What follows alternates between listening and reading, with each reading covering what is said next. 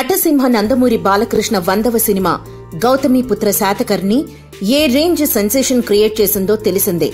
Balayya career లో ఓ mile stone గా నిలిచిపోవడమే కాక తెలుగు చలనచిత్ర పరిశ్రమలో అత్యధిక వసూళ్లు సాధించిన చారిత్రాత్మక చిత్రంగా చరిత్ర సృష్టించింది. మొన్నీ మధ్యే 23 సెంటర్లలో 50 రోజులు పూర్తి చేసుకుంది. ఇప్పుడు చిన్న తెరపై సందడి చేయబోతోంది. ఈ ఉగాదికి గౌతమిపుత్ర శాతకర్ణి మా టీవీలో ప్రసారం కాబోతోంది. అయితే త్వరలో అని 20 సెకండ్ల ప్రోమో ప్లే చేస్తున్నారు కానీ పర్టిక్యులర్ టైం అయితే మెన్షన్ చేయలేదు.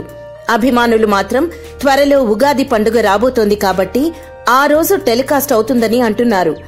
ఓసారి మా టీవీ హిస్టరీ చూస్తే కనుక వాళ్లు ఫలానా పండుగ నాడో స్పెషల్ డే నాడో ప్లాన్ చేసుకుని ప్లే చేసిన దాఖలాలు లేవు. ఫ్యాన్స్ ఉగాది రోజు టెలికాస్ట్ చేస్తే సెలవు రోజు, పైగా పండుగ కాబట్టి ఇంటిల్లిపాది కలిసి చూస్తారు.